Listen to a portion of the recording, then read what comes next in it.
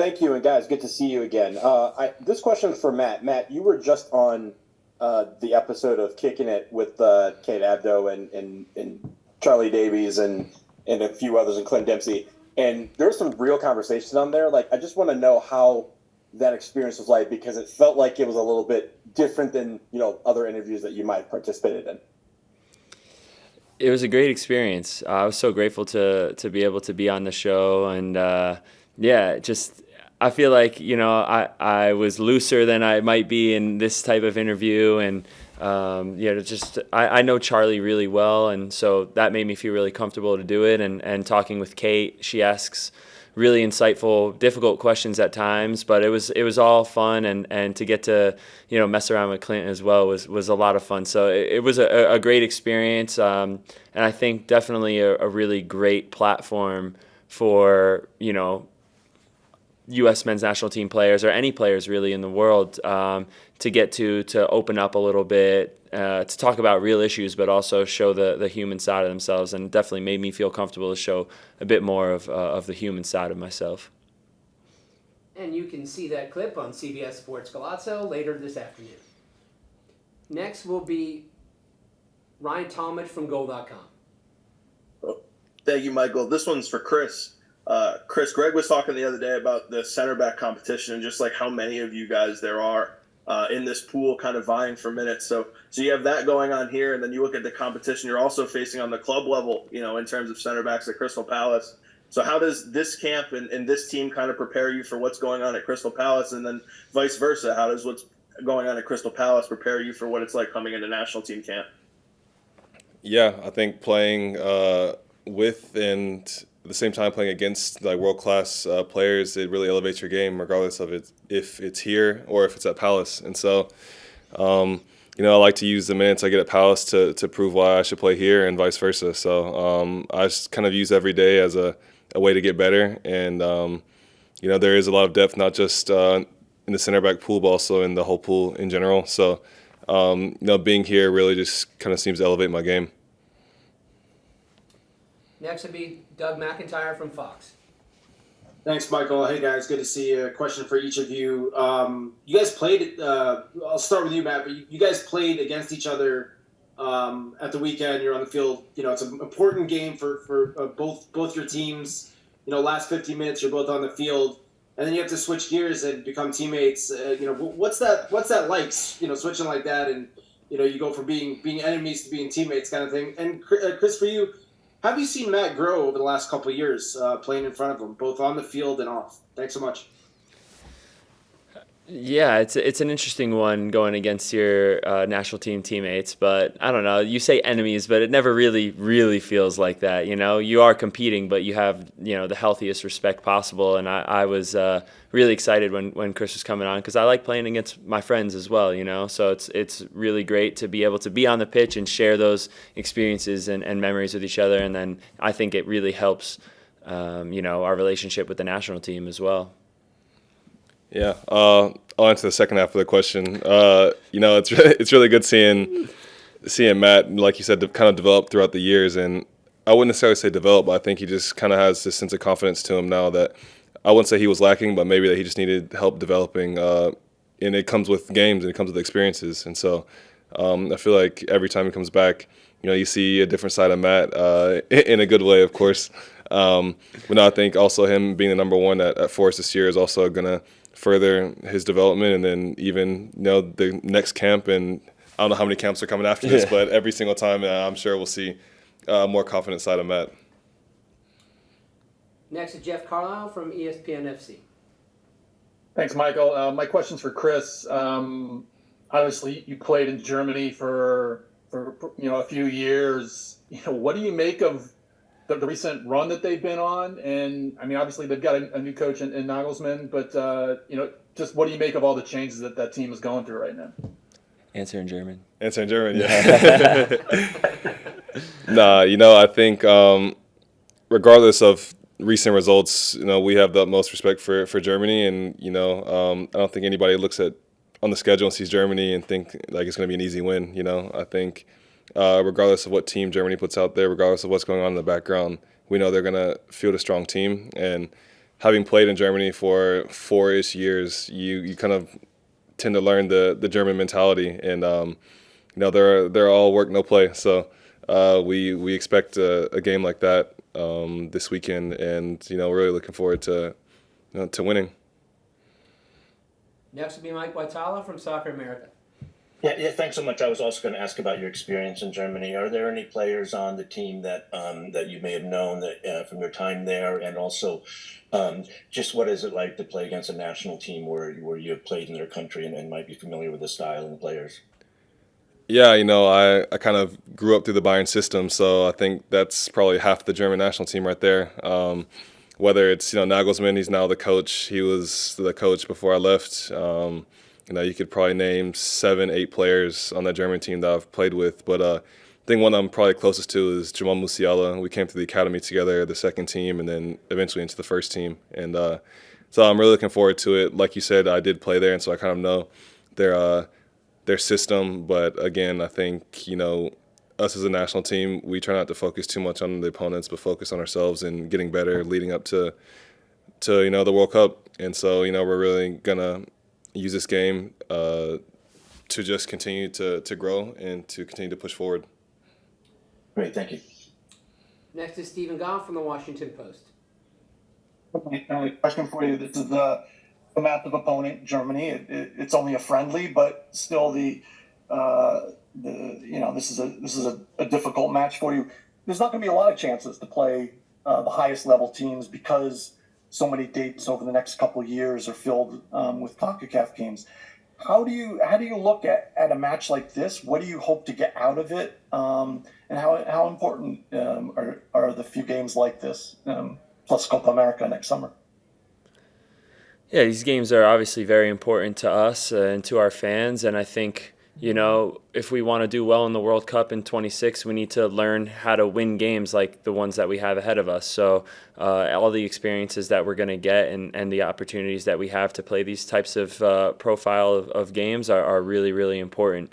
So yeah, I think that's sort of like the messaging, and we'll just keep learning and growing, and then use those experiences to help us in our CONCACAF matches, and it's a long road to 2026. We'll go to Henry Bushnell from Yahoo. Thanks, Michael. Chris, I got another question for you just about the game you guys played against each other on Saturday. What was it like playing in midfield? And was it something that you had trained at all? And I guess more importantly, was it fun? Fun wouldn't necessarily be the word for it. I think there's a reason I'm a defender.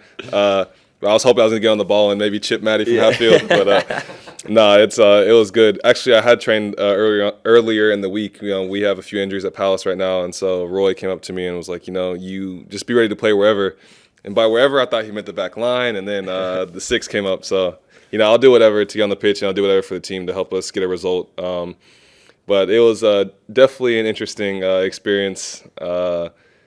And I guess we'll have to see if I get more minutes. You do well, man. A few tackles, a few tackles. That's what I'm good for. I don't know about going forward, destroyer. But the defense, that's what I'm for. We'll go to Charlie Bone from MLSsoccer.com. Hey guys, I hope both of you will take this one on. There's a little bit of controversy in the German media about them playing these games in the U.S. and why they're traveling what they perceive as to be this huge distance to the United States in the middle of the club season, which I kind of think maybe rates what you guys go through on a regular basis, flying across the Atlantic. So I was just wondering if you could give us a little sense of what it's like for you guys to make these trips, the physical and mental sort of load that imposes on you, and how that sort of that aspect of coming into a camp like this. I think, like you said, there is a bit of a physical and mental load on us, but it's something that, we gladly take on. It's an honor to play for our country, and, we do have to take, 7-8 hour flights across the Atlantic, like you said. So I'm really interested to see how the two teams we're going to be facing, how they approach that, how they're going to take it on. But again, like I said, it's an honor for us. So I think, it is challenging, but also it's a challenge that we'll gladly do over and over again. 100% agree. I think for us, we think about our time with the national team. We always are really looking forward to it. And everybody that's here really wants to be here. And so you'll do whatever it takes and go wherever you need to go in order to play and to have these experiences. And it's such an honor to wear the crest. So I think I never look at it as like a chore, and maybe physically and mentally it can be a little bit tiring, but I mean, overall it's more exciting, because you want to put a lot of effort and energy into playing for the team. So I think we all really look forward to coming back to America and taking on those flights and the travel. Next is Jonathan Chanawal from the Philadelphia Inquirer. Thanks, Michael. Hello, gentlemen. Chris, this one is for you. We all know how many ups and downs you've had in recent years, and here you are at a pretty good stretch of ups, both playing for Palace and playing a bunch of games with good run for the national team this year. So I just wonder, how you're doing and how you foresee this stretch going and then beyond. Yeah, hopefully not many more downs to come. It's been good to stay healthy, play a lot of games, and I'm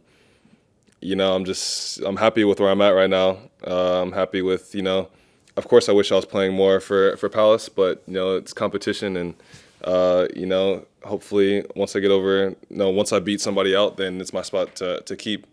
But again, I enjoy playing. I enjoy being healthy. I enjoy coming here, being with the boys. So the lows really kind of got me ready for the highs and taught me a lot. So hopefully I can keep riding this high for as long as possible. Next is Hector Lazzeri. Hi guys, Hector Lazzeri from Claro Sports here in Mexico City. I have a question for both. Well, first for Chris. As you said, you developed in the Bayern Academy. What's the difference in the style of training you got over there comparing with the teams in the US, and what maybe is lacking or you need to add here to the academies in the US to have a better chance in 2026 and going forward? And for both guys, if you want to answer, what's the difference in preparing the matches here in CONCACAF when you have the ball all the time, not a lot of teams challenge the possession, and having to face a team like Germany that it's going to be a whole different story. They have way more better attacking players. What's the approach for a defender or a goalkeeper in the preparation? What changes comparing with the Gold Cup and other matches here in CONCACAF? So like I said, I did play. I kind of came up through the Bayern Academy, and it's interesting because I think in the academy growing up, or to be fair, I only played 2 years of academy in the States, but what I learned in those 2 years was we very much focused on the physical side. And then once I got over to Germany, it was all technique, all technical. I mean, you see kids out there, U12, U13, U14, they're outside on the kick wall, they're outside on the heading pendulum. So it's just different styles. I mean, like I said, I think in the U.S., not just when it comes to soccer, but to all sports, I think we tend to focus on the physical side before anything. And over in Europe, it's vice versa. I'd say that there's not really a whole lot of difference between preparing for these games and preparing for CONCACAF games. We take every game with the same intensity and for what it is. Sometimes we see more of the ball, sometimes we have to defend a little bit more, but at the end of the day, you have to be able to win in any context. So for us, learning how to win in any context is really important. We talk about how young our group is, but we are starting to get older now, and so these experiences are really important. And you need to take care of business in CONCACAF as well as test yourselves there and in the rest of the world. We'll take a few more questions and continue with Sean McCaffrey. You're going to be playing not too far from home, so I wanted to know how big of a crowd you expect to have, how much support you think you may get just from being local, and also Andres sends his best.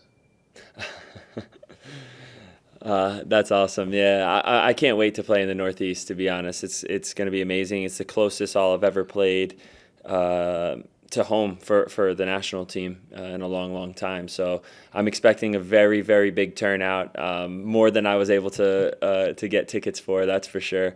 I had to turn down some of my friends and say, hey, look, if you want to come, you're going to have to buy it yourself, So I'm really looking forward to that, seeing my family, seeing my friends, and it's going to be an unbelievable experience. Next is Sanjay Sujan-Thakumar. Thanks, Michael, and thanks, guys, for your time. Wanted to ask you about the video game FIFA, now known as EA FC. We hear a lot about how golf What is happened? a source of competition within the group. Wanted to ask you about whether it's the same thing with FIFA, and who's nice at FIFA and who maybe isn't as good but thinks they're really good. Thank you. I mean, to be fair, I think this is the first camp we've had since the game has come out. I will say that in youth national team camps, Serginho has been the best. But I think that's because he spends all of his time indoors. As soon as training's done, he will go home and play FIFA. So I will say I haven't played the new one yet because they killed my card. But, I will say that from what I've seen, I would say Serginho. But to be fair, I mean, here, golf is taking over. Yeah, I haven't played a game of FIFA since college. Yeah, actually. but see, he's got kids. That's the difference. Yeah, He's got kids. No, us young guys, so we play a bit of FIFA, but I'm trash, so I'll admit it right here. That's big of you. Yeah, it takes a lot. Well, a quick sneak preview. Look out for Wednesday afternoon, a special matchup between Yunus Musa and Philip Forsberg, the vice captain of the Nashville Predators. Oh, wow. They're playing FIFA. Stay tuned for more details. Wow. Well, okay. Eunice better step Yeah, up. Fred better put on. Our last question goes to Andrew Jones. That's hard to top right there, Michael, on that one. I mean, I got to ask if both of you two are satisfied with your FC ranking right now on there, but I don't know what mine is. What's mine? I don't know, man. What's yours? Man, so I'm a 74 still a silver What's card. The pace? But bro, they killed my pick. Last year I was a 78. Now I'm a 71. Uh-oh. They must not see me run down Anthony last year. That's what it was. Yeah. They must not see that game. Nah, I'm telling you. They could at least could have gotten me a gold card or something. Yeah. But I don't even know what any of that means. I feel so old now. You're playing what, FIFA 08? Come on. Well, the controversy continues.